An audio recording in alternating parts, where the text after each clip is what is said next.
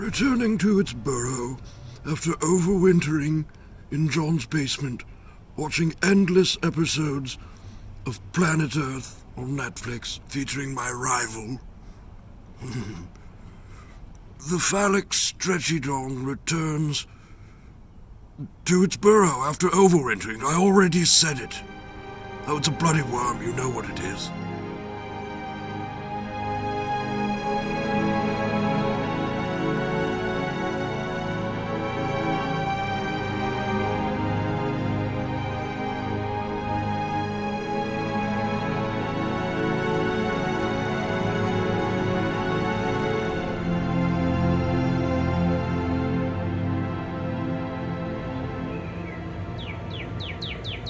Silhouetted against the stormy skies, the Star Wars blaster bird attempts to communicate across the fold with others of its kind. The distinctive pew pew pew sound that they emit no doubt only hits if the bolts themselves are green. The red ones always miss, and we know why. Because the Stormtrooper Eagle has no aim and regularly misses its quarry.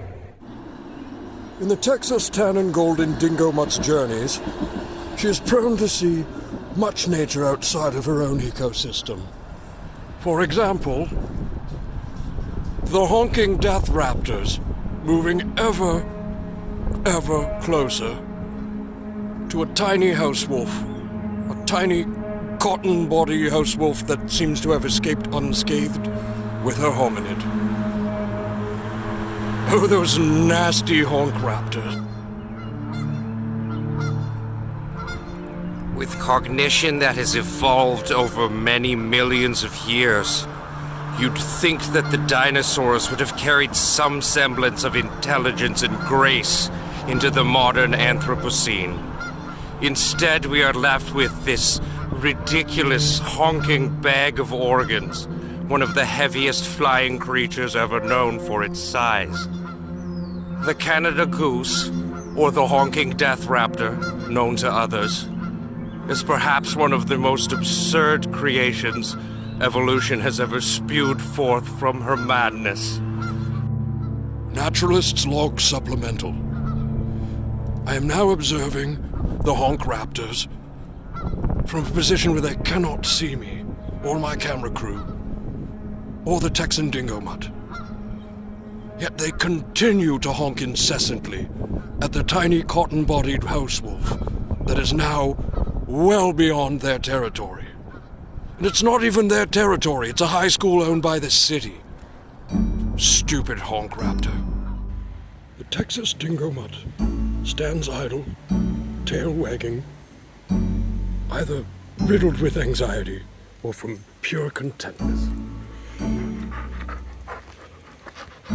Always eager to play and vocalize and set the whole damn neighborhood off. You did it again.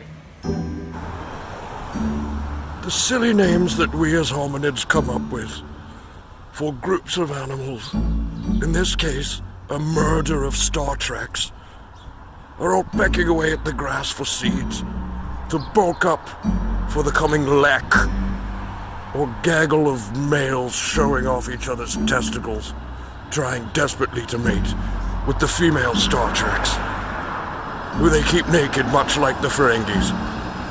Texas dingo mutt in all of her glory. An avid hunter, the Texas dingo mutt stands perfectly still. It knows that a passing meal is about to float overhead. Another dingo mutt knows this as well, and they seem to be communicating about the matter.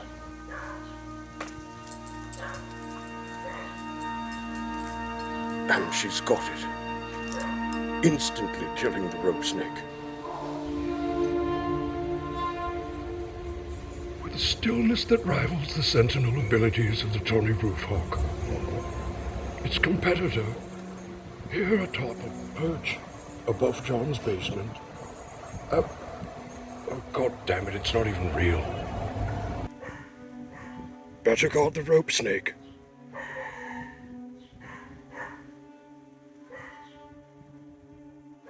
Seems you have some competition. Normally, in life, the rope snake is a vibrant creature, flying through the air at top speed. It still relies on a hominid's strong arm and good aim to get it where it's going. Unfortunately for this one, it was going to die anyway, in the jaws of the Texas dingo mutt. The Toronto trash panda is a common sight at night in an overpopulated, urban, stench-filled, gooey pile of garbage. But occasionally a young one gets lost. In the daytime, being nocturnal rather than diurnal creatures, the Toronto trash panda would normally be sleeping after a few thousand bong hits from scrap cannabis it finds around the new legal market stores. This little one is not distempered, but she is clearly caught between worlds, specifically the neighbors and John's basement.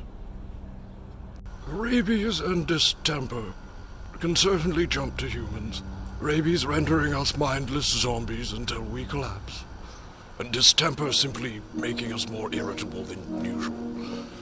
In the case of the Toronto trash panda, it should absolutely be asleep right now. Yes, the protest from the tan and golden Texas dingo mutt is heard all across the neighborhood whenever she spots a trash panda in the daytime. I really don't want to call animal services, but that's a big one.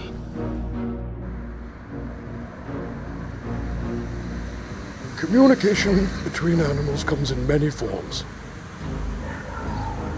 In the case of house wolves and dingo mutts, it's usually just yelling, hey, hey, hey, hey, hey, hey, hey, over and over again to one another over long distances.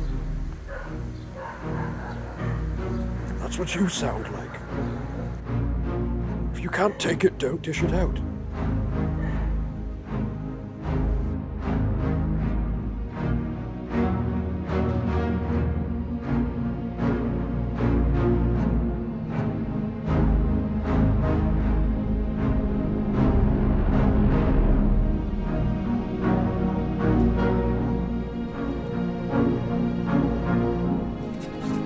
The eternal struggle for dominance in the concrete jungle is never more apparent than when the candid variety of animal tears at its quarry with such passion and interest as to defy all semblance of hope for civilization from out of the ashes of creation itself.